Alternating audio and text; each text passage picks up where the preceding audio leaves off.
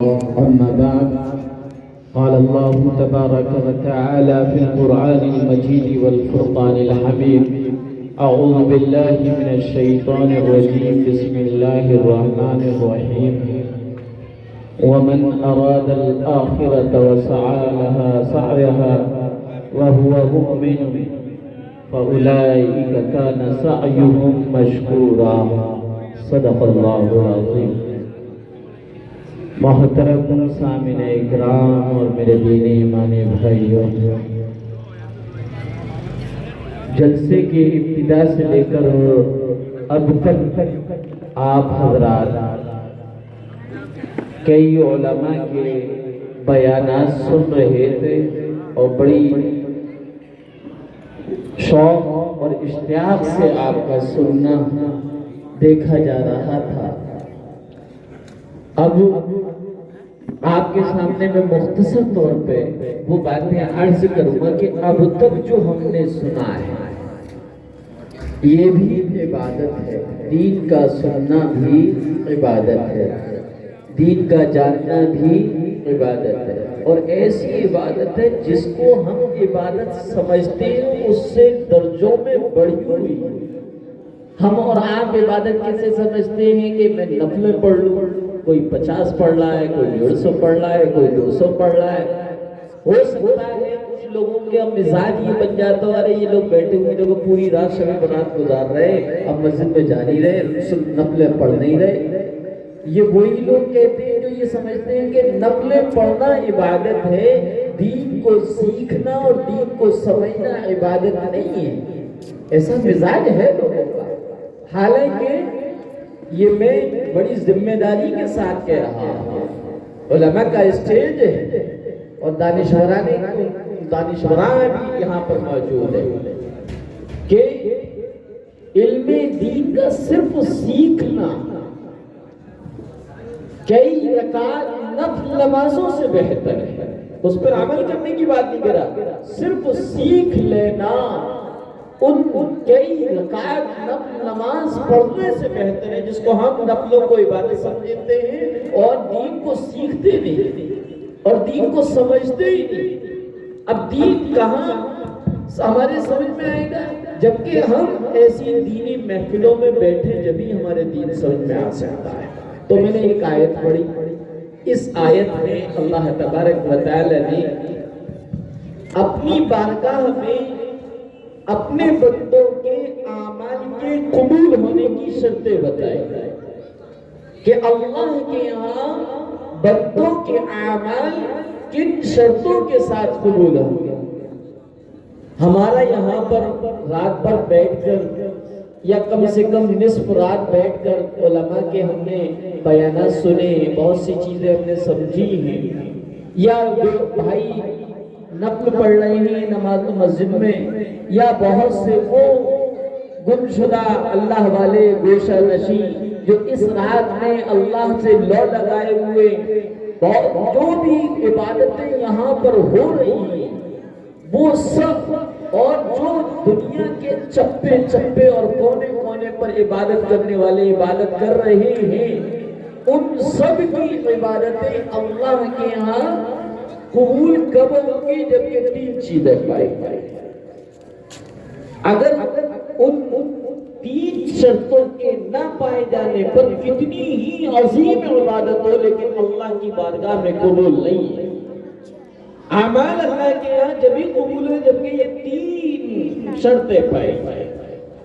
لیکن ان تین شرطوں سے پہلے اللہ تبارک و تعالی نے سمجھا کہ بندہ کمزور ہے، ہو سکتا ہے یہ تینوں شرطیں نہ لائے، تو ایک جملہ ایسے بتا دیا کہ ہمیں احساس بھی نہیں ہوا اور ہمارے اعمال کی قبولیت کا وسیلہ بنا دیا۔ ہم نماز میں چاہے وہ نفل ہو، واجب ہو، سنت ہو، فرض ہو، ہم ہر رکعت میں سورہ فاتحہ الحمد شریف پڑھتے ہیں، اس میں کہتے ہیں ایاک نعبد و ایاک نستعین، کہ اے اللہ ہم تیری ہی عبادت کرتے ہیں اور تجھ ہی سے مانگتے ہیں۔ پھر آگے اہدنا الصراط المستقیم، اے اللہ ہمیں سیدھا راستہ دکھا۔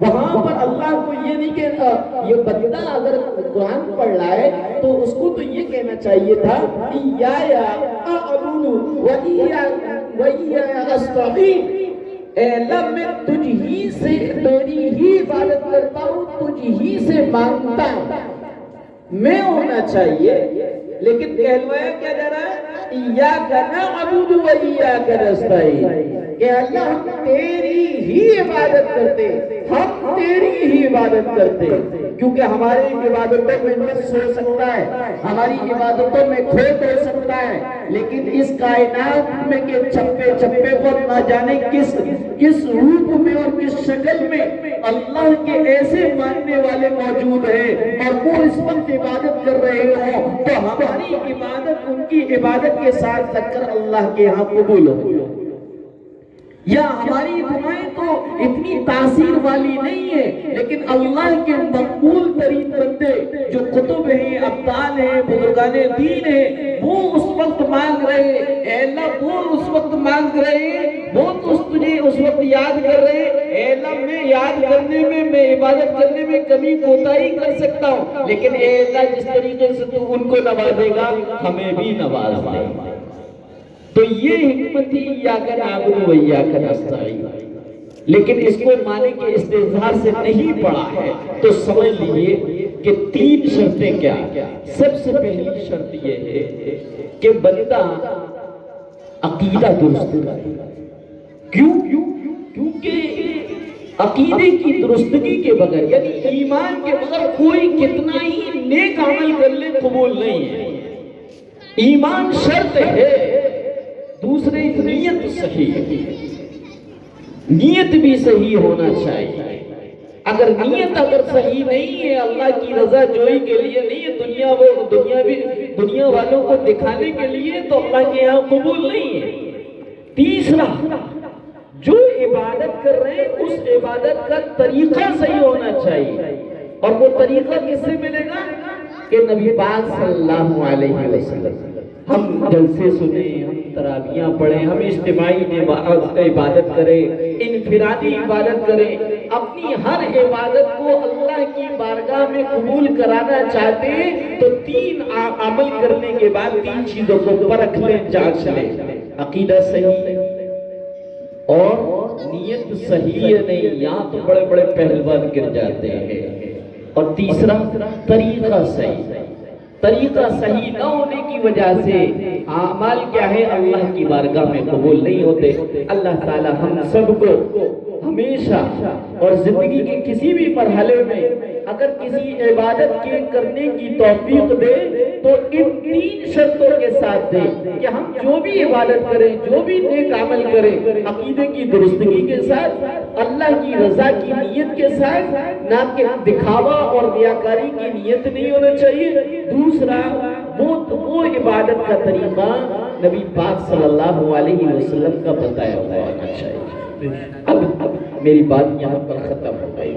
اب میں بتاتا ہوں چندے کے تعلق سے دونوں بات۔ مفتی عمران صاحب مدد اللہ العالیہ کی بھی بات صحیح ہے، حافظ ہارون صاحب کی بھی بات صحیح ہے۔ اللہ کے رسول صلی اللہ علیہ وسلم نے جو چندہ کیا وہ عمومی تھا، اور عمومی حالت تھی، معمول نہیں تھا۔ اور حافظ صاحب کا منشا یہ تھا کہ میں در دکان فیکٹری نہیں، زبردستی یہ اس طرح کا چندہ نہیں کروں، یہ مقصد تھا۔ حافظ صاحب بھی صحیح، مفتی صاحب بھی صحیح۔ ہاں، اللہ تعالیٰ نے ہر بندے کو ہر بندے سے ہر کام نہیں لیا، کسی کے دل کو بڑا ضرورت دیا ہے، وہ در بھی جاتا ہے، وہ امیر صاحب کے ہاں، وہ مالدار صاحب کے ہاں، سیٹھ جی کے ہاں چائے بھی پیتے ہیں، اور سیٹھ صاحب کو جو ہے میٹھی میٹھی چکڑی باتیں کرتے ہیں، پھر اس کے بعد سیٹھ صاحب کہتے ہیں کاٹ دو 5 کی، وہ مولوی صاحب 10 کی کاٹتے ہیں، اور پھر وہ مولوی صاحب کس نظروں سے دیکھتے ہیں یہ بھی آپ سبھی جانتے ہیں۔ تو حافظ صاحب کا جو ہمارے مخدوم و مکرم ہیں، ہمارے بڑے ہیں، اللہ نے یہ ان کو نیتوں پر، میں نے بتایا تھا نیت جیسی ہوگی اللہ کی طرف سے فیصلے ہوں گے۔ جب نیت ایسی تھی کہ ادارہ ہو تو اللہ نے ادارے کو چلانے والے 2 چراغ، اس کا مسمى گل بہار، انشاءاللہ ان کے ذریعے سے اس علاقے میں باہر کی فضا پیدا ہو جائے. اللہ تعالیٰ قبول فرمائے. اور دعا کے لیے تیار.